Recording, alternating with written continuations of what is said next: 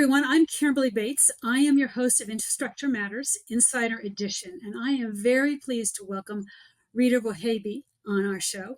She is a fellow at Solidigm, and we have got some great stuff to talk to you about AI and data. Welcome, Rita. Thank you so much for having me. It's great to be here. And let me give you a little background with Rita. I have this incredible, I'm not an engineer. Most of you have seen me on here know there's an engineer. So whenever I'm with this incredibly intelligent engineer, especially this female, I'm in awe. And so I'm definitely in awe. I've had a privilege to spend some time with her. She's most recently came in from Intel, where she was a principal engineer in the office of the CTO. Really cool stuff that you're going to hear about. She'd been working in the manufacturing segments and some of the network stuff before she joined as an AI fellow for Solidigm. She's built some great things having to do with edge and AI models. And a couple different things. She's got a Ph.D. in electrical engineering from Columbia. She's got like 400 patents, 20 published papers. Oh my gosh, it's quite the luminary that I'm sitting here with. Thank you. Thank you. I don't know. I think I'm shrinking right now. That's okay. You deserve it all. So what I told the team here is what we're going to talk about is AI and data. For those of you who don't know, Solidigm is in the business of data, is in the business of flash, the things that all this stuff is stored on. And I know when we first started talking about this, you were very involved with the edge and AI services. And tell us about that cool stuff that you've been doing with, what have you been working on? Yeah, it has been an amazing ride. Actually, I'll start a little bit of background about myself. Years and years ago, and I'm dating myself right now, I got enamored with something that we used to call neural networks. And I did my master's in neural networks, but then at that point in time, AI had overpromised and underdelivered. But my love to it did not stop. Even though for a while I went on a trajectory of distributed systems and networking, I still strongly believed in creating a model and creating a program, if you will, a software piece that can learn from behavior and pattern.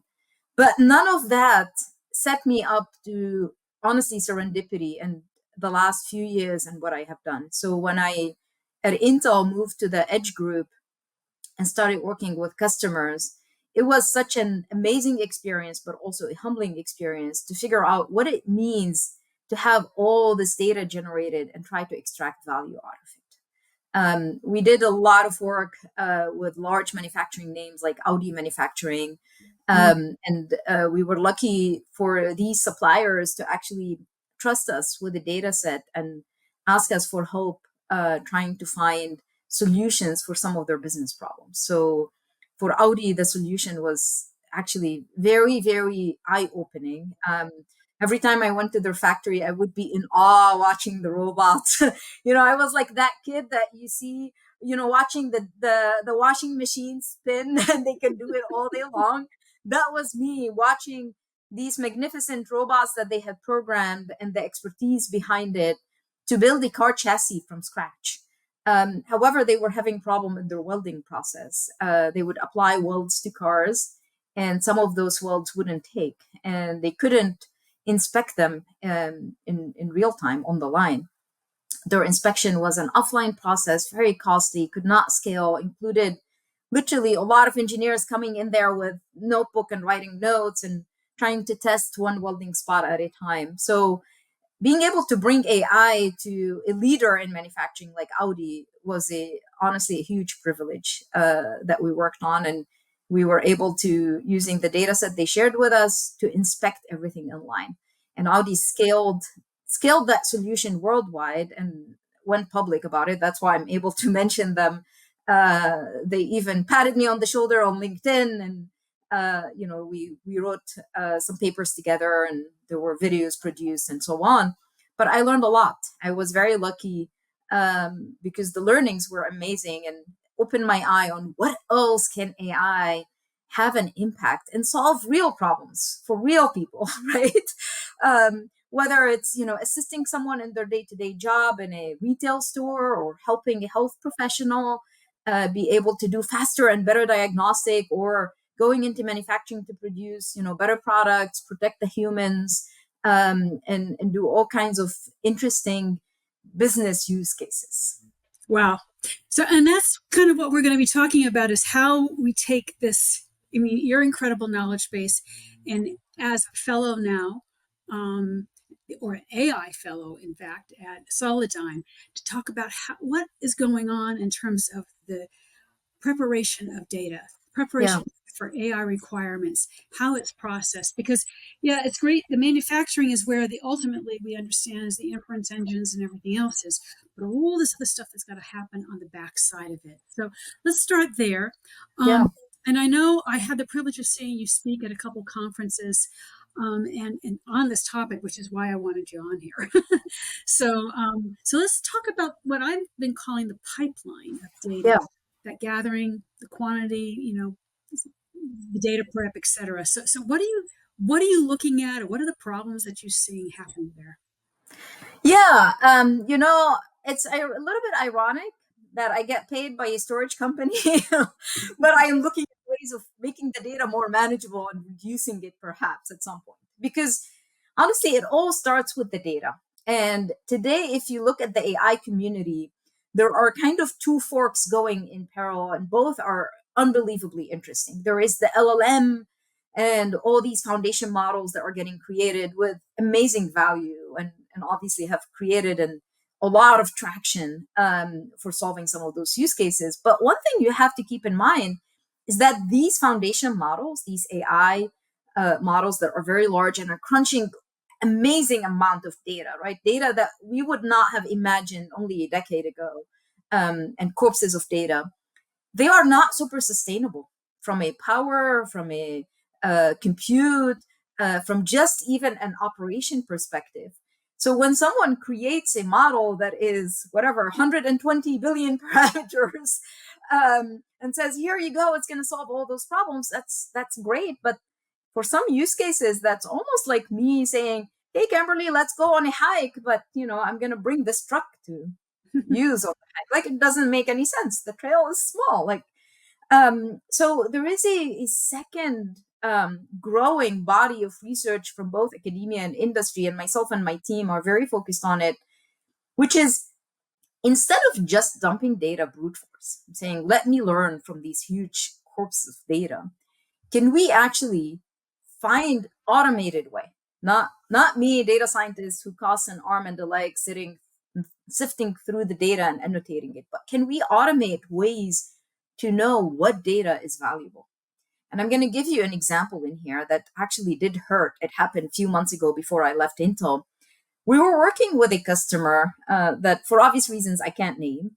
And this customer had a warehousing application that we were helping them. We were looking for defects. We had cameras. The cameras are watching trucks being unloaded, products being unloaded from trucks, and focus on it. And we're looking for defects in those products. It's great. We were doing focus times where they had people from their end, people from our end on call. We're collecting data. We're checking out, are we able to solve this problem?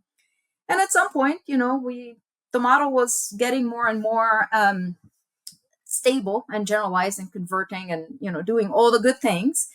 And they are in a different geolocation, so they would work during our night here on the West Coast, and we would wake up in the morning, get some data, and see how did the model perform. Do we need to adjust? And then one day we started looking at the data that we were getting, the output of the model, and it was like, whoa, that's a lot of defects. What happened? And it was like crazy amount of defects. We were like finding a handful of defects every day, which is how it should be in a good operation. So it turns out that they finished that day early, and the last item, the last shift, the last few things that they unloaded, there was one defective item. So they brought a dumpster to put that defective item in it. They plopped it in the dumpster, and they left the dumpster in front of the cameras and went home. Oh, geez. It's funny, but it also costs a pretty penny, because here's the thing. We're trying to do a lot of optimized things. So when we are streaming from multiple cameras, by the way, high resolution streams, first of all, we're looking to see if there is a product. If there is no product, we don't even activate the AI pipeline because it's high compute. It's a lot of compute that you're wasting. So we were finding product constantly. And then again, our AI pipeline has multiple steps in it, but they were all getting activated because it was the worst case scenario. It was an actual defective product and we were fighting it every time. So what ended up doing is that they collected all this data. We were consuming power, we were consuming resources, crunching high peak on all the devices, on all the cameras. We were storing all that data, and then they transferred all that data. So imagine network bandwidth, power, all of that got wasted, all got transferred to the cloud. And then all that got transferred from the cloud down back to us to look at the data. And then, needless to say, the hours we spent sifting through the data. So go ahead. Well, what I was listening to is like, okay, so, this is how different AI and what we're doing is different than HPC. Because we're bringing AI actually into the production, it's like a transactional system, right?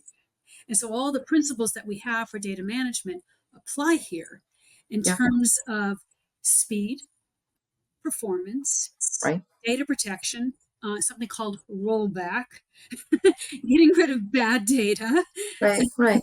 cleansing. So it's just amazing when we talk about this. That's how different it is, that I've been part of the supercomputing world for a very long time.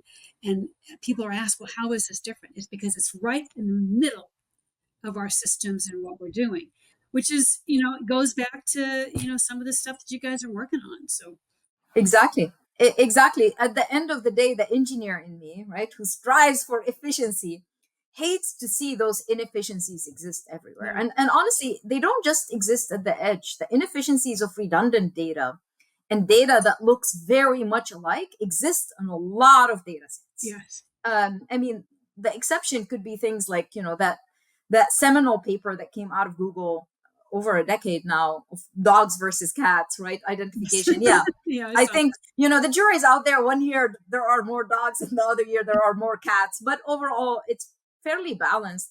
But real life is not fairly balanced, thankfully, right? Thankfully, there are way less defects than good products. Thankfully, there are way more healthy MRI imaging than unhealthy. But that means in the sea of data that looks very much alike, this is where the challenge is. What does look alike and similarity and how you figure that out differs based on the context.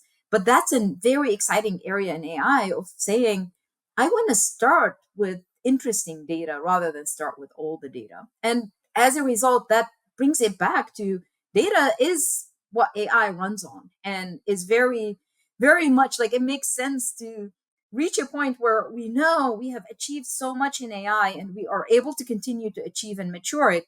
But now let's also look at this stream, this spring of data or tsunami of data, if you will, and understand, are there interesting things that we can do? And what does that mean for the compute in general, right?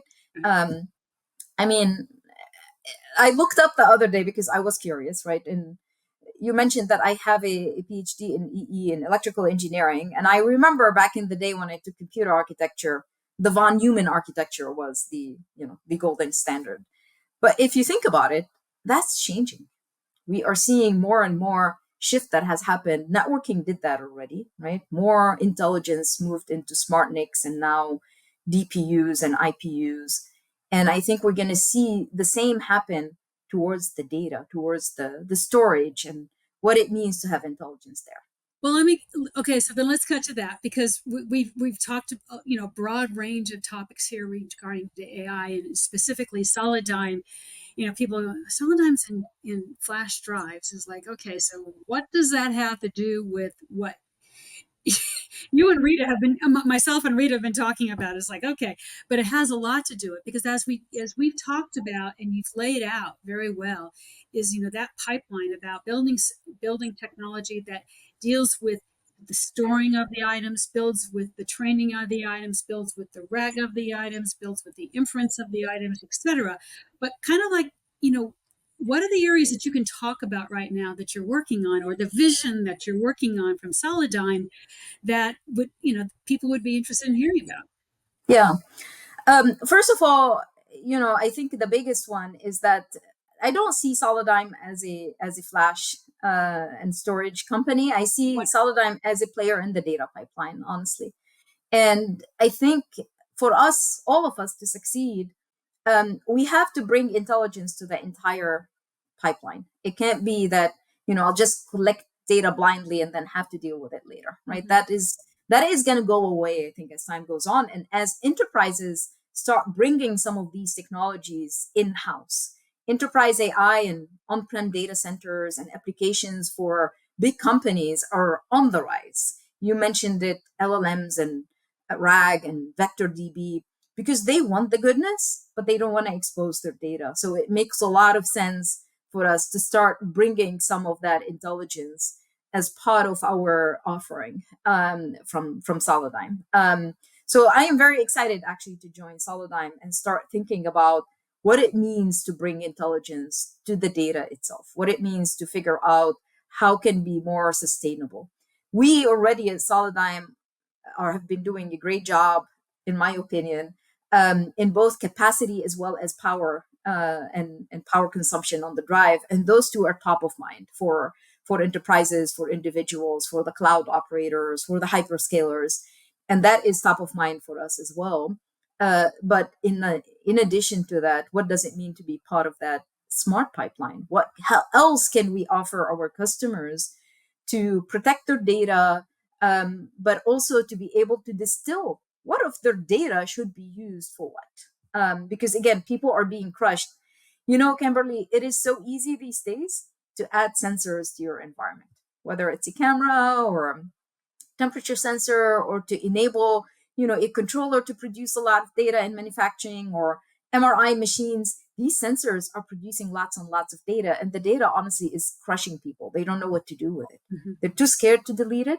That does not make sense anymore, especially in this age when we know it's valuable, but they don't know what to do with it. And it's very difficult to not to collect, sorry, I take that back. It's very difficult to maintain, to store, to move around. It's costing them a lot of money with hopefully a potential. So I think we need to close that gap. We need to figure out what is going to give them the potential and help them in identifying it.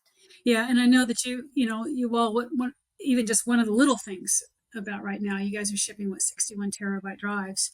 And as we look at the saying, is if I can take that consolidation down. I mean, one of my clients that we had, I know, just went through a cycle of taking out all of their hard drive systems and bringing in all solid state systems because they didn't have enough power. Yep. Out of cycle.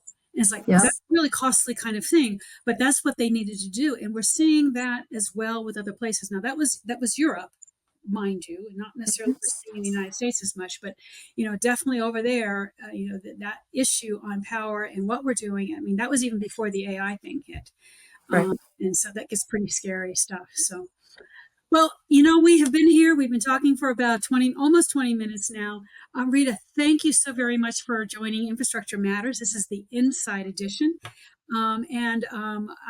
Any last comments for our listeners?